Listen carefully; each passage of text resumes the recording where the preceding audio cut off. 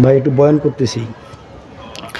বাংলাদেশের মা বোনেরা জ্ঞান করো আর জ্ঞান।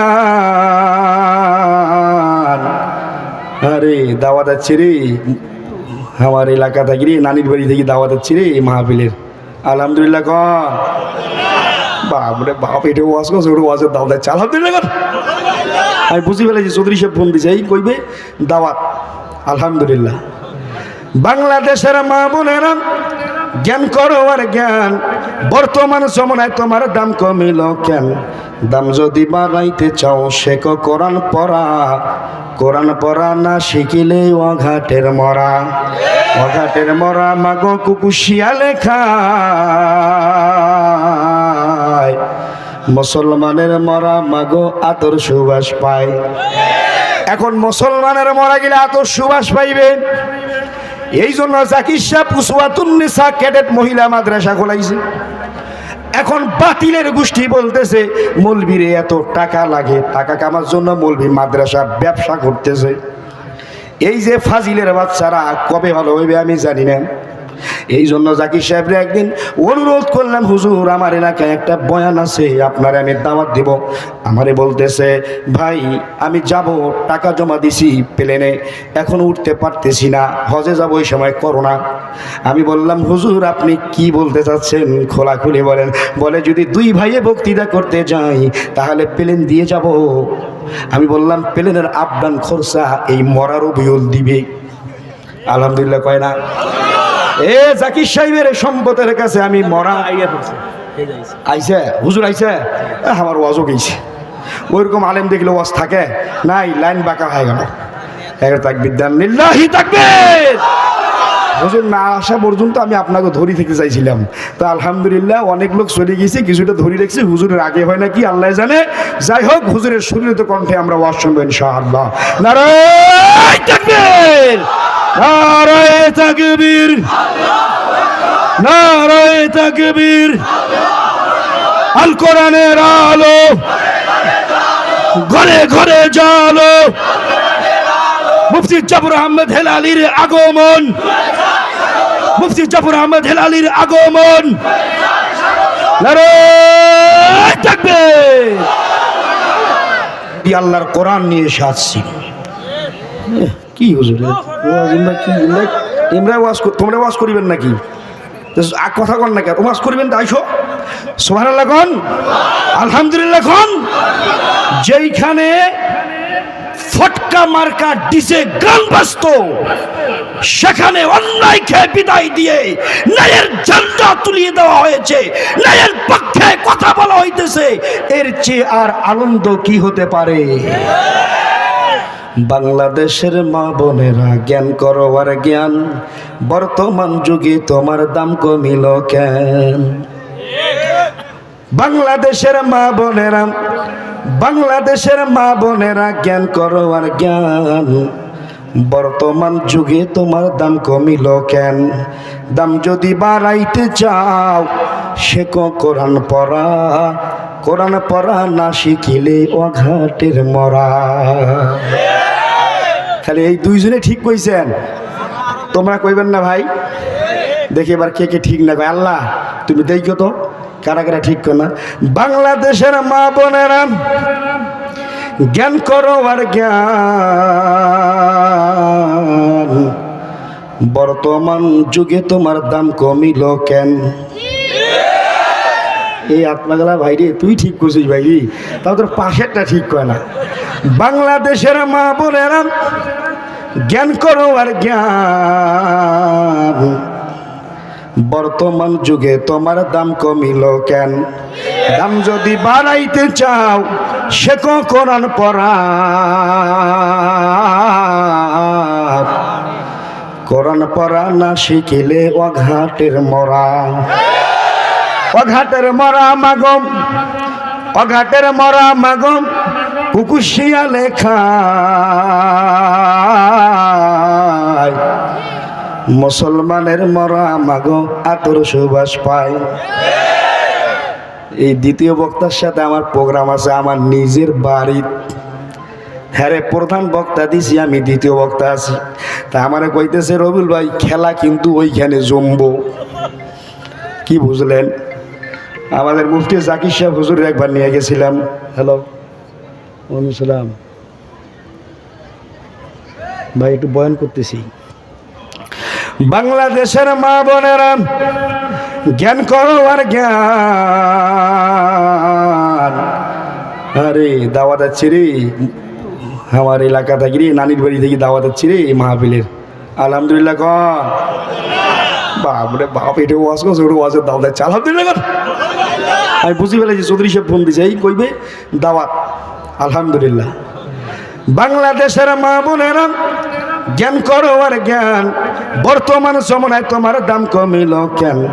দাম যদি বাড়াইতে চাও শেখ কোরআন পড়া। কোরআন পড়া না শিখিলে অঘাটের মরা। অঘাটের মরা মাগো কুকুশিয়া লেখায়। মুসলমানের মরা মাগো আতর সুবাস পায়। এখন মুসলমানের মরা গেলে আতর সুবাস পাইবে। এই জন্য জাকির সাহেব উসওয়াতুন্নিসা ক্যাডেট মহিলা মাদ্রাসা খোলাইছে। এখন বাতিলের গোষ্ঠী বলতেছে মৌলবীরে এত টাকা লাগে, টাকা কামার জন্য মৌলবী মাদ্রাসা ব্যবসা করতেছে। এই যে ফাজিলের বাচ্চারা কবে ভালো হইবে আমি জানি না। এই জন্য জাকির সাহেবরে একদিন অনুরোধ করলাম, হুজুর আমার এলাকায় একটা বয়ান আছে, আপনারে আমি দাওয়াত দিব। আমারে বলতেছে ভাই আমি যাব, টাকা জমা দিছি প্লেনে, এখন উঠতে পারতেছি না, হজে যাব, ওই সময় করোনা। আমি বললাম হুজুর আপনি কি বলতে চাচ্ছেন খোলাখুলি বলেন। বলে যদি দুই ভাইয়ে বক্তৃতা করতে যাই তাহলে প্লেন দিয়ে যাব। আমি বললাম প্লেনের আবদান খরচা এই মরার অভিযোগ দিবে।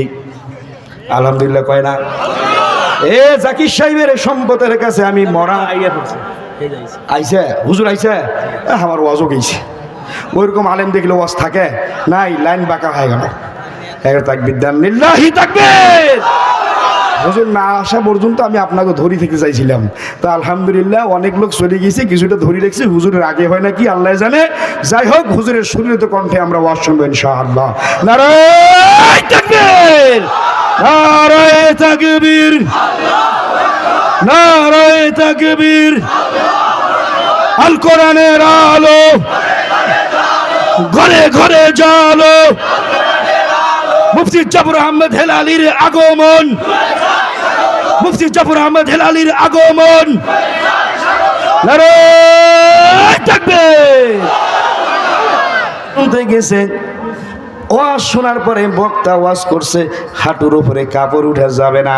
আরে আগে দেখছি ছোটবেলায় ওয়াজ শুনতে যাইতাম, মুরব্বীরা কোলো পিঠে নিত। অনেকের দাদারা, আমি তো দাদা পাই নাই, অনেকের দাদারা নাতিরে কোলে নিত, চাদর দিয়ে আবৃত করে ধরতো, পিঠির মধ্যে ঝুলাই নিত।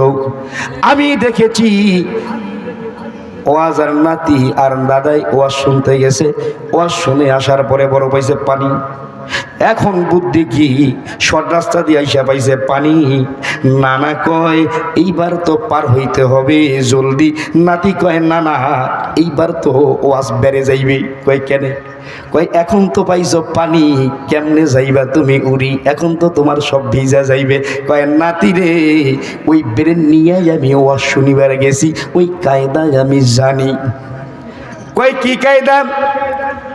কয় দেখ তুই, নাতি প্যান্ট পরা, নাতি ভয়ে পানিতে নামে না, প্যান্ট ভিজে যাইবে। নানা লুঙ্গি পরা, নানা যায়, আর যত দূরে পানি ওঠে নানা তত দূরে কাম করে। বুঝেন তো, লুঙ্গি উঠাইতে উঠাইতে একবার মাজা পর্যন্ত ডুবে গেছে পানির মধ্যে। নাতি পাশ থেকে বলে নানু ভাই পার হয়ে গেলা, কিন্তু ফরজ তো তরফ করলা। কয় এই জন্যই তো তোরে আমি অন্য কোনো মাহফিলে নিতে চাই না। কয় কারণটা কি? কয় যেইখানে বয়ান শুনেছি তুমি কি দেখেছ আমার তামাশা? যখন আমি উঠেছিলাম আমার শরীরে বড় চাদরটা ছিল, চাদরটা একবারে ঝাড়া দিছি। কয় দেখছি। কয় বুঝে নিবা, সমস্ত বক্তার ওয়াজ গিলা চাদরের মধ্যে পেঁচ দিছিলাম।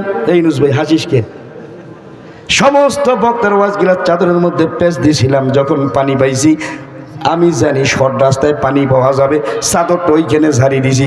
বক্তার ওয়াজ থপ থুইয়া আমি বাড়িতে আসছি। এইরকম ওয়াজ যদি কিয়ামত পর্যন্ত শোনেন আর ফজরের নামাজ যদি না পড়েন, কয়েক হাজার ওয়াজ যদি এক পাল্লা দেন, ফজরের নামাজে 2 রাকাত সুন্নত এক পাল্লাই দিলে সুন্নতের দাম বেশি হবে। মুফতি সাহেব আছে, লাগিয়ে দিলে কিন্তু ফাটে দিবে, কিন্তু বোঝেন তো নাকি? হ্যাঁ, এক একটা মুফতি বাংলার রয়্যাল বেঙ্গল টাইগার। যদি কোনো বলে জাস্টিস আছে, ঘুষখোরের দলের প্রশংসা করলে খুশি হন, আর মৌলবীর কথা কইলে আঙ্গুল চাটেন।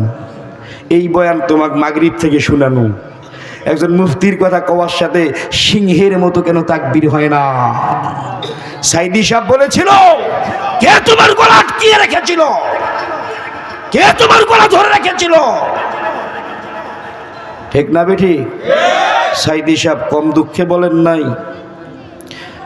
কয় 17 বছর মসজিদে ইমামতি করছো, জোর গালায় বক্তৃতা দিবার পারো নাই, ফাটার বেটা এখন বলে ফাটাইবে। এই ফাটার বেটা, তুই যদি মসজিদের মধ্যে আল্লাহর কোরআনের কথাটা বলতে পারো, মসজিদের মধ্যে যদি রাসূলের বিধান পেশ করতে না পারো, কে তোমাকে ইমামতি করতে বলেছে? ঠিক না বেঠিক? কে তোমাকে ইমাম নিযুক্ত করছে? কে তোমাকে ইমামতির পার্লামেন্টে দায়িত্ব দিছে? ইমামতির পার্লামেন্টের দায়িত্ব তোমার জন্য নয়। মসজিদের মেম্বারে বসে চামচামি করবা, এই চামচামি করার জন্য আল্লাহ তোমাকে মসজিদের মেম্বারে বসান নাই। ঠিক না বেঠিক? ওয়াজের মঞ্চে এসে তেলতেলা করে যাওয়া, এই তেলতেলার জন্য তোমাকে আনে নাই। আমাদের দ্বিতীয় বক্তা বলে গেছে, যেখানে নামাজের কথা আছে সেখানেই জিহাদের কথা আছে। নামাজের কথা বললে যদি আমরা জঙ্গি না হই, জিহাদের কথা বললে কেন জঙ্গি হব? যুবক কথা বলবেন না? কথা বলবেন না? তাকবীর নাই? ঘুমাইছেন? ঘুমাইছেন?